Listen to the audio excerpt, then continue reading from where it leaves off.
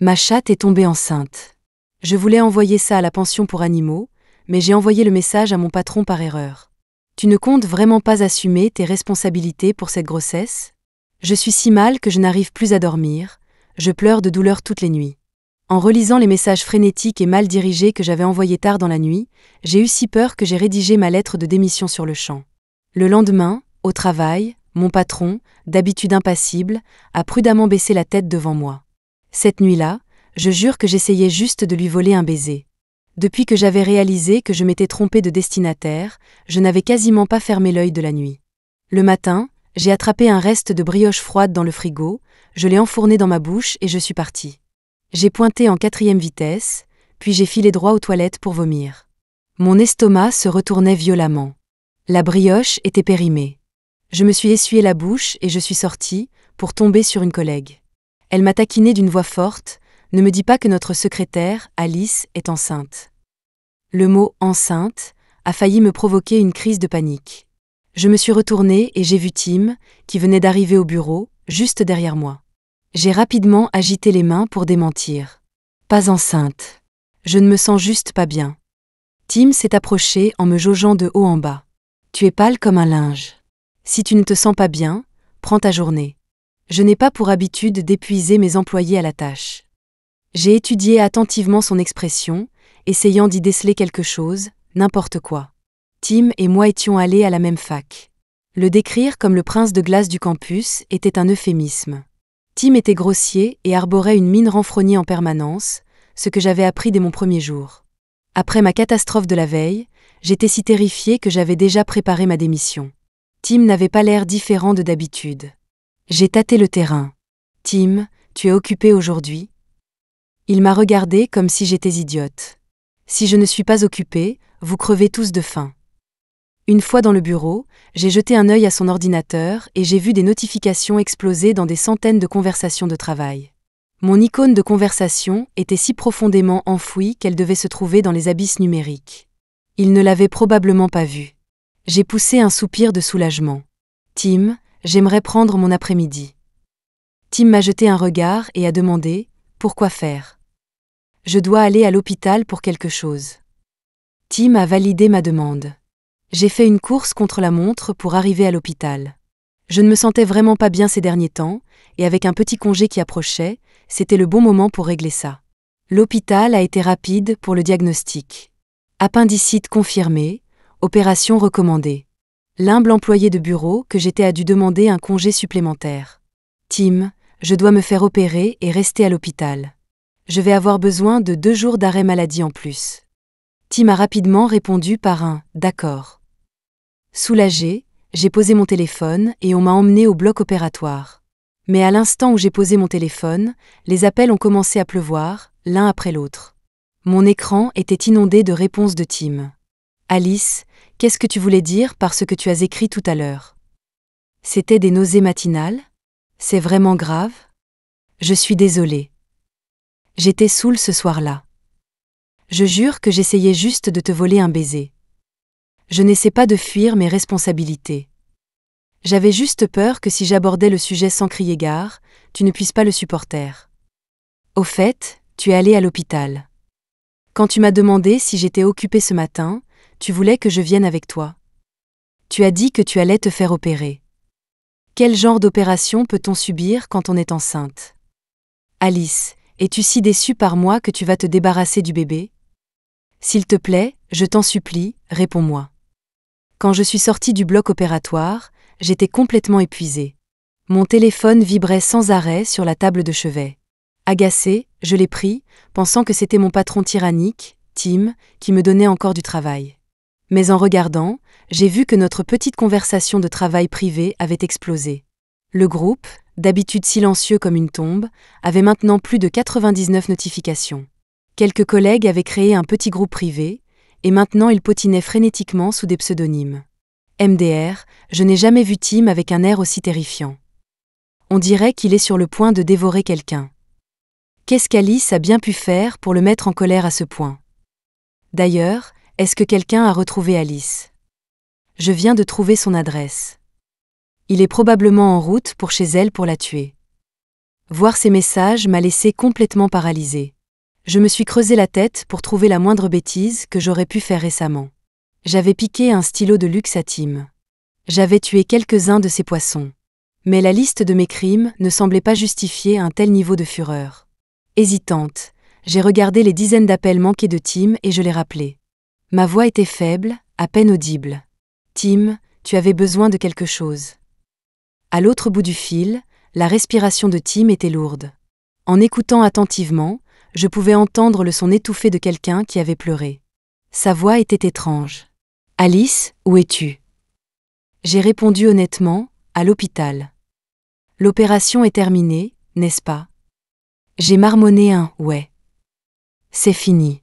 C'était juste une petite intervention, Tim. Pas de quoi s'inquiéter. » Tim est resté silencieux. J'ai cru qu'il avait peut-être oublié de raccrocher. Puis, il a laissé échapper un rire amer et autodépréciateur. « À tes yeux, ce n'était qu'une petite intervention. » J'ai cligné des yeux, fixant sans comprendre l'incision sur mon abdomen. L'appendicite est censée être une maladie en phase terminale ? Mes collègues vont lancer une collecte pour moi ? Avant que mon esprit ne puisse s'emballer davantage, il a raccroché. J'ai posé mon téléphone, et le groupe de discussion, qui était resté silencieux pendant quelques minutes, a recommencé à s'enflammer. Scoop. Tim vient d'acheter une concession funéraire à un prix exorbitant. Quoi ? Qui est en difficulté dans sa famille ? Aucune idée. Si quelque chose était arrivé à sa famille, l'info aurait fuité, c'est sûr. J'ai entendu dire que le frère cadet de Tim est de retour au pays. Quelqu'un serait à l'article de la mort, au point qu'il ait dû revenir pour un dernier adieu. Le groupe était en pleine tempête de spéculation. Je serrais mon téléphone, m'imprégnant tranquillement des ragots. Je ne suis revenu à moi que lorsque la porte de ma chambre d'hôpital s'est ouverte. L'homme en personne, le sujet de toutes les rumeurs, se tenait maintenant au pied de mon lit, me fixant en silence. J'ai posé mon téléphone, un peu coupable, et j'ai demandé « Tim, qu'est-ce qui t'amène ici ?» Il avait plu cet après-midi. Tim dégageait une fraîcheur humide, comme s'il avait été si pressé qu'il n'avait même pas pris la peine de prendre un parapluie en sortant de la voiture. Il s'est assis près de mon lit, me regardant sans un mot. Tandis qu'il m'observait, ses yeux ont lentement rougi, et il a baissé la tête en murmurant « Je suis tellement désolé, tout est de ma faute. » J'ai rapidement agité les mains. Ce n'est pas si grave. C'était juste une petite opération. Avec un effort, j'ai soulevé ma blouse d'hôpital pour lui montrer l'incision sur mon ventre. À l'instant où Tim a vu la cicatrice, des larmes ont coulé sur son visage. Des larmes chaudes ont frappé le dos de ma main, devenant lentement froides. Tim s'est penché, à demi agenouillé près de mon lit. « Je suis désolée, Alice, je suis tellement désolée. » Quand Tim s'est mis à pleurer, j'ai eu envie de pleurer aussi. Je n'aurais jamais pensé que ce patron au cœur de pierre était en fait un employeur si attentionné. C'était la première fois que je voyais Tim pleurer. Nous étions de la même fac, il avait 2 ans de plus que moi. Je n'ai connu Tim que grâce à son jeune frère, Caleb. Quand je sortais avec Caleb, il m'a emmené rencontrer son frère. Tim ne dégageait pas une aura amicale. Un regard froid et indifférent de sa part suffisait à me faire retenir ma respiration. Caleb m'a dit plus tard en secret de me méfier de Tim, qu'il n'était pas fréquentable. En 3e année de fac, Caleb s'est retrouvé dans une énorme bagarre. Pour étouffer l'affaire, sa famille a décidé de l'envoyer immédiatement à l'étranger. Quand Caleb est parti, il m'a demandé de l'attendre.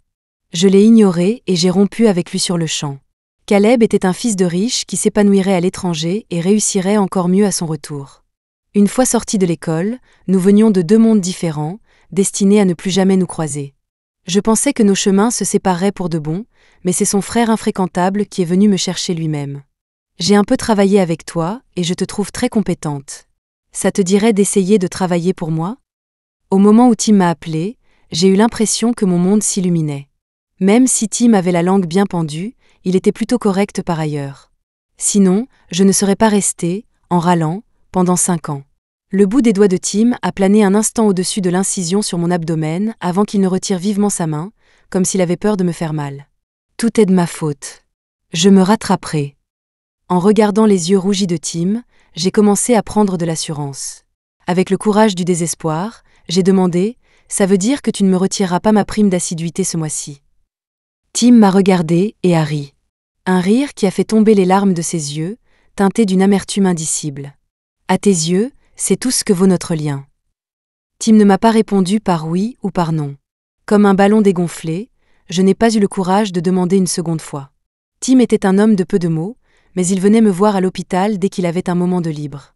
C'est même lui qui est venu me chercher le jour de ma sortie. Ce n'est que lorsque Tim m'a aidé à monter, à nouer un tablier et à commencer à cuisiner dans ma cuisine que j'ai réalisé que quelque chose n'allait pas du tout.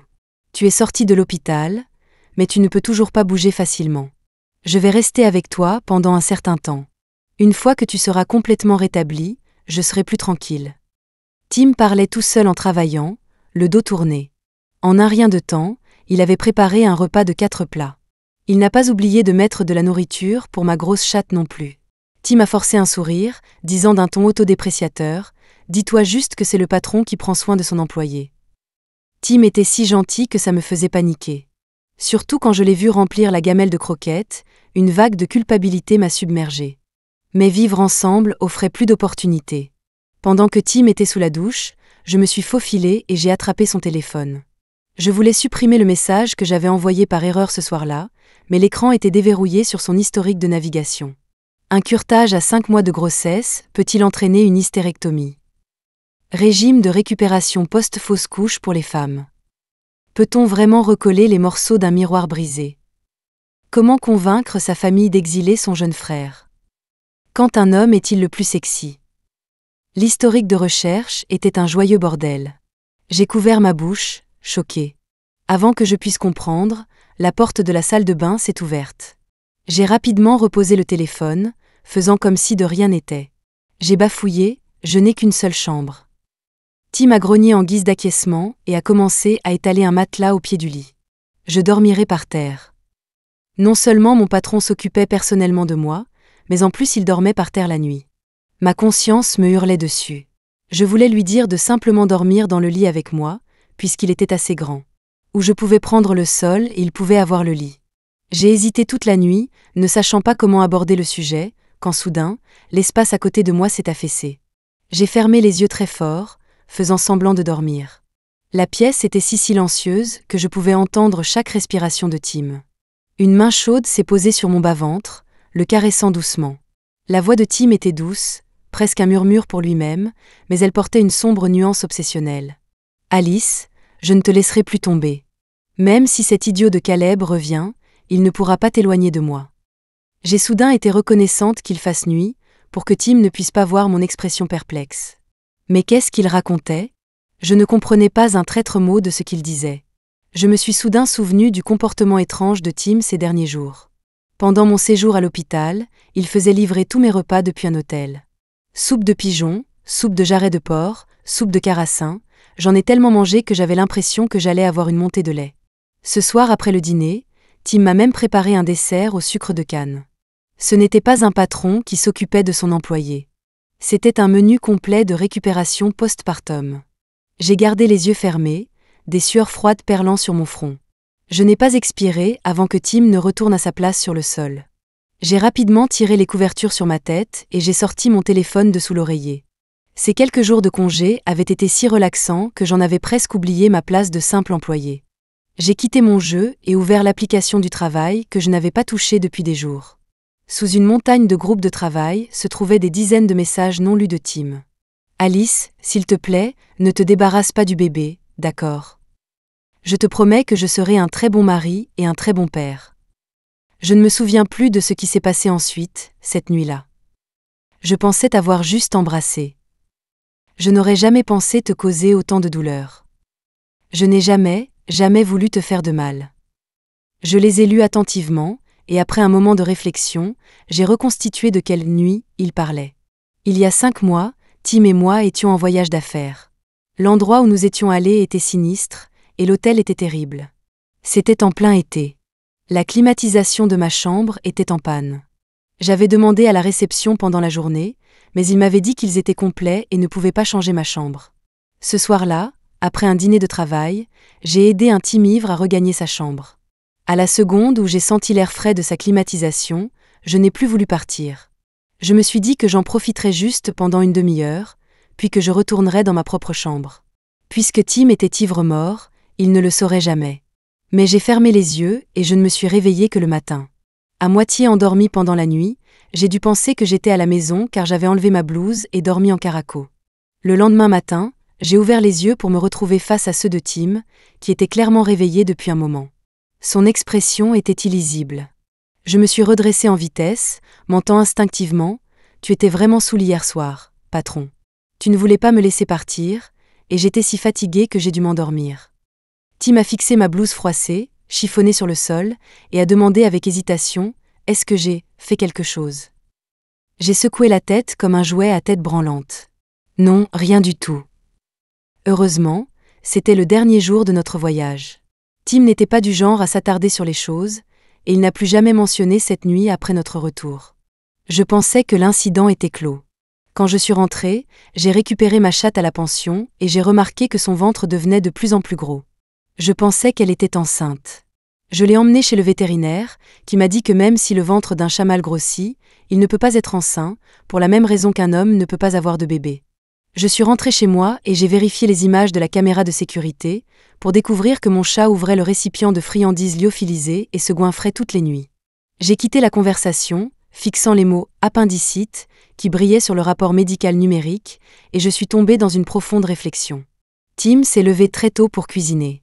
Quand je me suis réveillée, la table était à moitié couverte de 7 ou 8 sortes de pâtisseries différentes. Il est sorti de la cuisine. Les mains qui tenaient habituellement un stylo ou tapaient sur un clavier tenaient maintenant une assiette. Chaque bouchée que je prenais était comme un coup de poignard de culpabilité. J'ai lentement posé mes baguettes et j'ai dit « Je crois que je suis quasiment rétablie. Je peux retourner au bureau demain.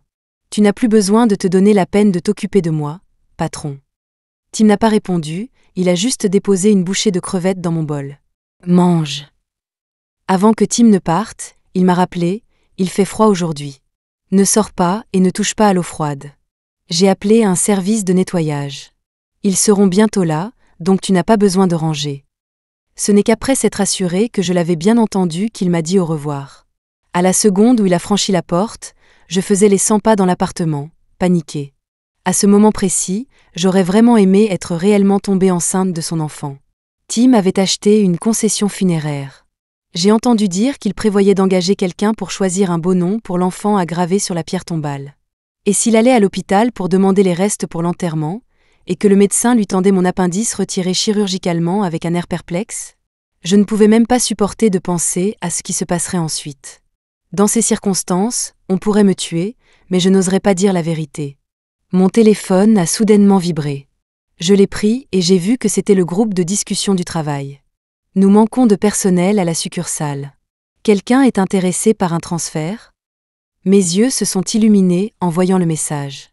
J'ai immédiatement envoyé un message privé disant que j'étais intéressée et j'ai rempli le formulaire de demande. Je me suis levée et j'ai conduit jusqu'au bureau, prévoyant de faire mes cartons et de me présenter à la succursale dès que possible. En sortant de l'ascenseur et en poussant la porte de mon bureau, j'ai vu Tim assis à mon bureau. Il tenait une copie imprimée de la demande de transfert, avec mon nom tout en haut.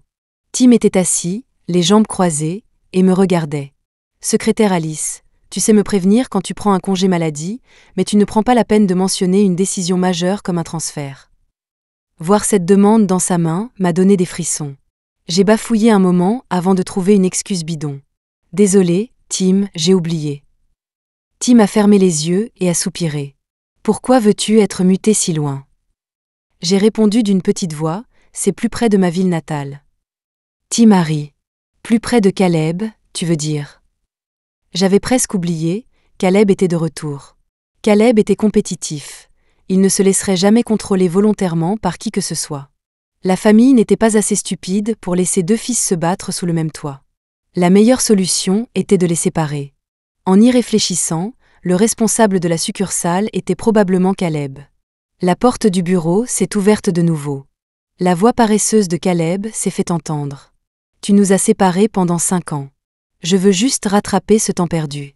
Être un peu plus proche, ce n'est guère suffisant, n'est-ce pas ?» Le bras de Caleb reposait sur mon épaule, avec la même arrogance désinvolte qu'il avait toujours eue. Je me suis tournée pour le regarder et j'ai remarqué qu'il semblait un peu plus grand, son côté gamin complètement disparu. Tim l'a regardé et a dit d'un ton moqueur « Tu as été bien occupé avec une fille à chaque bras pendant 5 ans à l'étranger. À qui essaies-tu de te racheter? En as-tu seulement le temps ?» Caleb a eu l'air coupable et m'a jeté un regard. Je n'étais pas surprise. Quand j'étais petite, mes parents ont dit qu'ils déménageaient pour le travail, puis ils ont simplement disparu sans laisser de traces. Ma grand-mère m'a élevée. En seconde, ma grand-mère est également décédée d'une maladie. Je n'avais aucun soutien familial, seulement un visage agréable à regarder. Je n'avais aucun lien avec Caleb avant. S'il n'avait pas été attiré par mon apparence, nous ne nous serions jamais mis ensemble. Il pouvait tomber amoureux de moi au premier regard, et il pouvait faire de même avec d'autres. Je savais depuis le début ce qui se passerait pendant ces années à l'étranger. Caleb avait l'air d'avoir été piqué au vif, et il a rejeté toute la faute sur Tim. Si tu ne m'avais pas piégé et trouvé une excuse pour m'envoyer au loin, Alice et moi n'aurions jamais été séparés pendant 5 ans. Tim l'a fixé calmement, puis un sourire a effleuré ses lèvres. Alors pourquoi n'es-tu pas simplement mort à l'étranger? Si tu n'étais pas revenu, peut-être qu'Alice ne se serait pas débarrassée de notre enfant. L'expression de colère de Caleb s'est figée sur son visage, et il a penché la tête, confus. Enfant? Tim semblait perdu dans une scène dramatique qu'il avait imaginée. Tu dois être plutôt content de toi, de l'avoir encore accroché à toi, n'est-ce pas? J'ai soudain réalisé que le jour de mon opération était le même jour que le retour de Caleb au pays. Craignant que Tim ne dise quelque chose d'encore plus scandaleux, je me suis précipitée pour me mettre entre eux. Ça n'a rien à voir avec lui. Ne nous battons pas. Caleb m'a regardé de haut, puis a levé les yeux vers Tim, l'air légèrement blessé. Après un moment de réflexion, il a tout reconstitué, son expression devenant d'une complexité indescriptible. Il a fixé Tim avec pitié, la moquerie dans sa voix impossible à cacher.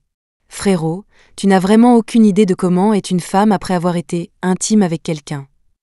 Tim avait l'air d'un ex-mari vaincu. Finalement, dans un accès de colère et d'embarras, il a appelé la sécurité pour faire sortir Caleb. Juste devant moi, Tim a déchiré le formulaire de demande en 1000 morceaux. Alice, je ne t'empêcherai pas de rechercher une vie meilleure, mais seulement si ton choix est vraiment le bon. Et de toute évidence, Caleb n'est pas un bon parti. Il a jeté le papier déchiqueté à la poubelle, puis s'est approché de moi, son ton aussi doux que lorsqu'il était parti ce matin-là. Rentre chez toi te reposer. Je vais demander au chauffeur de te ramener. Sur le chemin du retour, mon esprit était en ébullition. Caleb, fidèle à lui-même, m'a envoyé un message. La toute première ligne m'a plongé dans une panique totale. J'ai regardé tes informations à l'hôpital. C'était immédiatement suivi d'une photo d'un dossier médical. Je pouvais compter sur les doigts d'une main le nombre de fois où j'étais allée à l'hôpital dans ma vie. La seule fois où j'avais été opérée, c'était pour cette appendicectomie. Je me suis immédiatement rendue. Mec, on a rompu en bons termes. Je t'en supplie, laisse-moi tranquille. Quand Caleb et moi sortions ensemble, nous avions une bonne relation. La seule fois où nous nous sommes disputés, c'est quand il partait et qu'il m'a demandé de l'attendre. Je ne voulais pas lui mentir pour ensuite trahir sa confiance. Ce jour-là, à l'aéroport, j'ai regardé le Caleb vibrant et ambitieux devant moi et j'ai dit « Tu rencontreras quelqu'un que tu aimeras à l'étranger, et je vivrai ma vie ici. Si nous sommes destinés à être ensemble, nous nous reverrons à ton retour. » Je l'avais dit aussi doucement que possible. Sans Tim, nous ne nous serions jamais revus. Je n'avais aucune famille sur qui compter. Je m'installais là où je pouvais survivre. Je savais depuis le tout début que j'étais différente de ce jeune maître insouciant qui ne connaissait pas les difficultés de la vie. Je n'avais même pas un endroit où poser mes valises, alors comment aurais-je pu attendre qui que ce soit? À l'instant où il est parti, j'ai supprimé ses coordonnées. Maintenant, en regardant le numéro non enregistré sur mon téléphone, je savais sans l'ombre d'un doute que c'était Caleb. Il a envoyé une adresse. Je t'attendrai ici. Parlons en personne. Je me suis précipitée au café désigné, l'air sombre.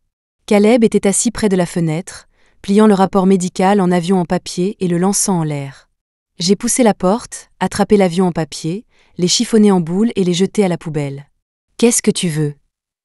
Caleb a regardé la boule de papier dans la poubelle, est resté silencieux un moment, puis a sorti une copie toute neuve du rapport médical de son sac. J'en ai fait plein de copies. On rejoue ? J'ai failli rire de colère. À cet instant, c'était comme si rien n'avait changé. Caleb était toujours le même. Voyant que j'étais vraiment en colère, Caleb a sagement arrêté de plaisanter. J'ai vraiment quelque chose d'important à discuter avec toi. 2 choix. Tu viens à la succursale pour être ma secrétaire, et je double ton salaire. Ou j'envoie ce rapport à Tim tout de suite. Ce qui t'arrivera ensuite n'aura rien à voir avec moi. Les mots de Caleb ont complètement désamorcé ma colère. Il a dit lentement, « Tim et moi n'avons pas la même mère. Sa mère est morte de maladie. Ma mère était l'autre femme qui est entrée dans la famille. Elle est partie avant mes 5 ans, et mon père avant mes 7 ans. Toutes des morts accidentelles, et toutes survenues le jour de l'anniversaire de la mort de la mère de Tim. Sacrée coïncidence, n'est-ce pas? Devine qui va mourir à l'anniversaire de la mort de sa mère cette année? » Le ton de Caleb était léger, comme s'il racontait une blague. Il faisait chaud dans le café, mais j'ai senti mes mains et mes pieds devenir glacés. Je n'ai jamais eu l'intention de mentir à Tim. C'est juste que le temps que je réalise ce qui se passait, il était trop tard. Après que Tim se soit occupé de moi comme une nounou pendant 2 semaines, si je lui disais que tout était un malentendu, ce serait un témoignage de son bon caractère s'il ne mettait pas mon appartement en pièces. Qui engagerait comme secrétaire quelqu'un qui l'exaspère au premier regard? Je pouvais déjà m'imaginer être renvoyée, serrant un carton avec mes maigres affaires de bureau. Si Tim voulait m'empêcher de trouver ma place dans cette ville, il lui suffirait d'un seul mot. Caleb a posé son menton sur sa main et m'a souri. C'est un choix difficile? Je pensais que quelqu'un comme toi, qui n'a Dieu que pour l'argent, déciderait rapidement. Le bout de ses doigts tapotait impatiemment sur le rapport médical, me rendant anxieuse. Je n'avais pas le choix. J'ai arraché le rapport de sa main et j'ai dit, comme si j'acceptais mon sort, j'irai à la succursale avec toi. Caleb a obtenu ce qu'il voulait. Il s'est penché, a passé ses bras autour de mes épaules et m'a serré dans ses bras. Alors j'attendrai l'arrivée de la secrétaire Alice. Pour le bon vieux temps, je m'assurerai de bien te traiter. Caleb a craché ces derniers mots, sa voix remplie de haine. La vérité, c'est que depuis 5 ans, je recevais par intermittence des SMS de harcèlement d'un numéro étranger. Au début, ils imitaient des publicités indésirables. Quand je n'ai pas répondu à plusieurs reprises et que j'ai bloqué le numéro, le ton de l'autre côté est devenu hostile. Où est-ce que tu arnaques les gens pour de l'argent en ce moment? C'est lucratif? Tu as un petit ami? Sait-il quelle personne sans cœur tu es? Je vois que tu as réceptionné la robe que je t'ai achetée. Mets-la et envoie-moi une photo. J'envoyais un, j'en bloquais un. Il ne fallait pas être un génie pour savoir que ça venait de Caleb. Je n'étais pas sûre de l'affection qu'il avait pour moi. Mais j'étais parfaitement consciente du fait qu'il me détestait de ne pas l'avoir attendu. Ce n'était pas surprenant qu'il cherche une occasion de se venger. Caleb m'a tenue dans ses bras pendant un long moment sans me lâcher, sans rien dire. Ce n'est qu'au bout d'un moment que j'ai senti que quelque chose n'allait pas. Je me suis tournée pour regarder par la fenêtre. À travers la vitre, mes yeux ont croisé ceux de Tim. Il se tenait là, regardant d'en haut, me voyant enlacée par Caleb. Tim a poussé la porte du café et est entré. Il a attrapé ma main et m'a tiré des bras de Caleb. Caleb a haussé les épaules. « Tu ne vas pas t'énerver, j'espère ?» Alice ne s'est même pas débattue. Tim me tenait dans ses bras, je pouvais même sentir l'odeur froide et vive sur lui. Tim a parlé doucement, « J'ai vu. Sinon, je serais en train de te rappeler d'être plus prudent en conduisant. » L'expression de Caleb s'est durcie, son air insouciant habituel complètement disparu. Tim s'est retourné et m'a conduite dehors. C'était la première fois que j'étais aussi proche de Tim. Il m'a ramenée à la maison, le visage sombre et silencieux tout le long du trajet. J'étais assise sur le siège passager, souhaitant pouvoir devenir invisible. J'ai essayé d'expliquer, pour l'apaiser, ce café faisait une promotion. J'allais acheter quelques boissons à emporter, mais je suis tombée sur Caleb par hasard. C'était la meilleure excuse que j'ai pu trouver. Tim a laissé échapper un long soupir et a parlé avec hésitation, il a dit beaucoup de mal de moi, n'est-ce pas? Après que mon père l'ait ramené à la maison, il essayait constamment de se débarrasser de moi, l'étranger. Il disait que ma mère était un fantôme vengeur et que j'étais un porte-malheur, que quiconque s'approchait de moi ne vivrait pas longtemps. À cause de ça, tout le monde m'évitait. J'étais toujours seule et je n'ai jamais vraiment appris à m'entendre avec les gens. Tim a fait une pause, me jetant un coup d'œil du coin de l'œil. Il semblait avoir beaucoup plus à dire, mais à la fin, il a tout ravalé et a garé la voiture en silence. Nous sommes arrivés. Montons manger. Je t'ai préparé une soupe. Tim n'a pas posé une autre question sur ce qui s'était passé au café. Au moment de dormir, ce grand homme s'est recroquevillé sur le matelas au pied du lit. Je fixais son dos, incapable de trouver le sommeil. Je pouvais comprendre ce que Tim ressentait. J'avais aussi été seule la majeure partie de ma vie. Les enfants sans parents semblaient toujours être un cran en dessous des autres à l'école. Quand ma grand-mère venait aux réunions parents-professeurs, il y avait toujours un gamin à la langue bien pendue qui demandait malicieusement « Alice, c'est ta mère ?» La phrase « Ne joue pas avec la gamine qui n'a ni père ni mère » était répétée par différents camarades chaque jour, comme si c'était un concept inculqué à tout le monde. Mais j'étais une bonne élève. Après le décès de ma grand-mère, la seule façon d'oublier la solitude étouffante était de me tenir occupée. Voir une nouvelle vie, entrer dans une existence comme celle-là serait suffisant pour rendre n'importe qui fou de joie. Pourtant, pour Tim, le temps entre savoir et perdre n'a duré que quelques heures. Pendant que j'étais perdue dans mes pensées, Tim s'était déjà levé. J'ai fermé les yeux et j'ai fait semblant de dormir. Comme les nuits précédentes, il s'est tranquillement allongé à côté de moi. Tim a doucement tiré sur l'ourlet de ma chemise, sa voix remplie de chagrin. « Alice, ne me quitte pas. » Je me suis réveillée aux aurores. Les yeux de Tim étaient fermés, il dormait encore. J'ai jeté un œil à mon téléphone. Il était inondé de messages urgents de Caleb. « Je vais me débarrasser de Tim aujourd'hui. Un chauffeur viendra te chercher en bas. 10 heures pétantes. Si tu as 1 minute de retard, je dis la vérité à Tim immédiatement. » J'ai froncé les sourcils, agacé, et sans réfléchir, j'ai réservé un billet de train pour quitter la ville. Je ne suis pas idiote. Caleb me détestait à mort en ce moment. Qui sait si j'aurais même vécu assez longtemps pour toucher ce double salaire. Je ne suis pas assez désespérée pour échanger ma vie contre de l'argent. J'ai préparé un sac avec l'essentiel et j'ai fourré ma petite chatte groggy dans sa cage de transport. Une fois que tout était prêt, je me suis souvenu que j'avais encore besoin de ma carte d'identité. Elle était dans la table de chevet de ma chambre. J'ai doucement poussé la porte de la chambre et j'ai vu que Tim dormait toujours. Mais sa position avait changé. Il était allongé sur le dos, les mains soigneusement posées sur sa poitrine, dormant paisiblement, comme s'il avait été délibérément mis en scène. Je me suis approchée de la table de chevet et j'ai vu 2 flacons de somnifères vides. J'ai failli crier. Je me suis rapidement tournée pour regarder Tim. Je n'ai jamais gardé ce genre de médicaments chez moi, et personne n'en prendrait autant d'un coup. J'ai secoué l'homme sur le lit avec force. « Tim.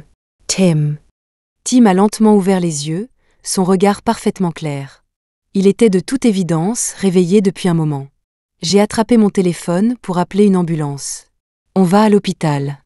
Je t'emmène te faire un lavage d'estomac. » Tim a tendu la main, a pris mon téléphone et l'a jeté de côté. Il m'a ensuite demandé « Tu ne pars plus ?»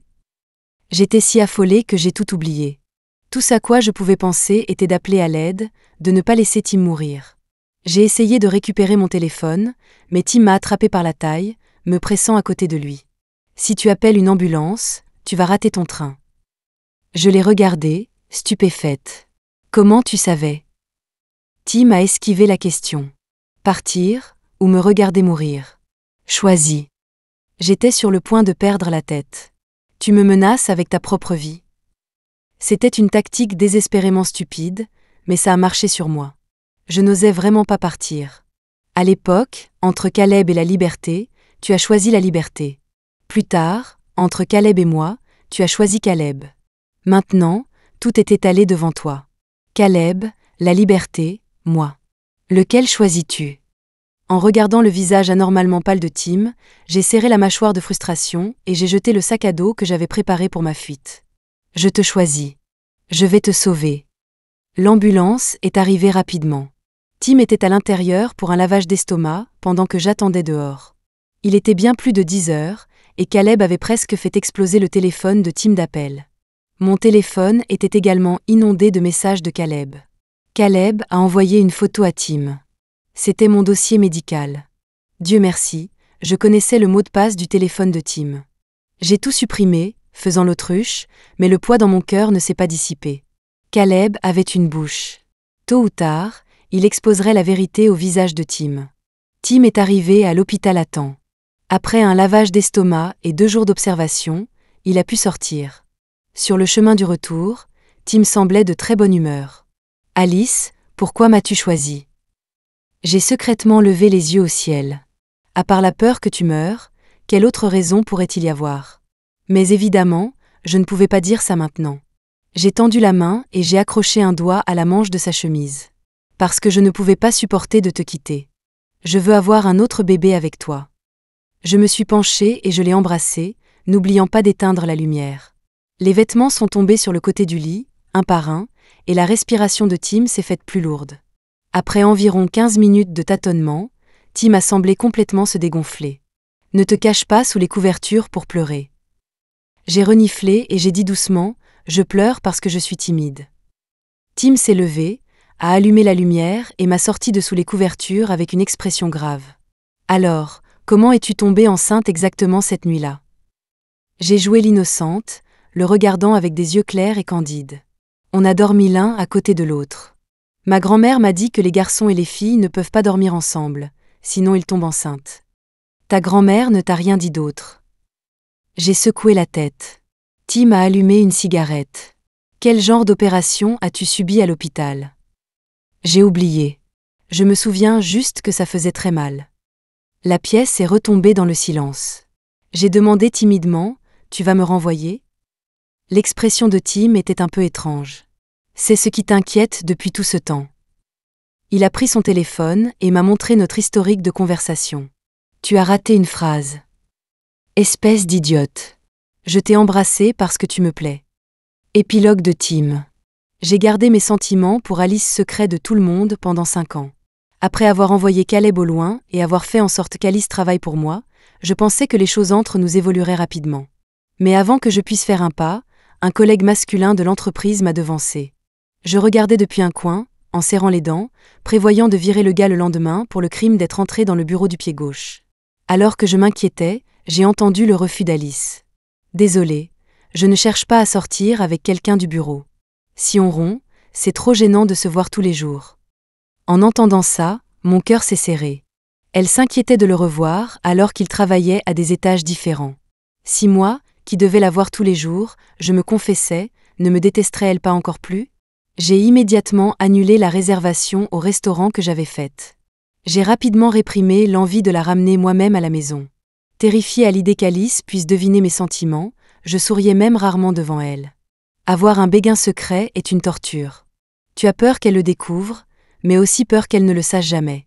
Chaque jour, je vivais dans la crainte qu'Alice décide soudainement de se marier sur un coup de tête, et que je sois toujours coincée ici avec mon amour secret. Peut-être que le destin a eu pitié de moi, et une opportunité s'est enfin présentée. Quand j'ai vu le message d'Alice, mon esprit s'est vidé. J'ai paniqué au début, puis j'ai lentement réalisé que quelque chose n'allait pas. Le simple fait de lui avoir volé ce baiser il y a 6 mois suffisait à ce que je le revoie dans mon esprit tous les jours. S'il s'était vraiment passé quelque chose avec Alice, je m'en souviendrais jusqu'à ma mort.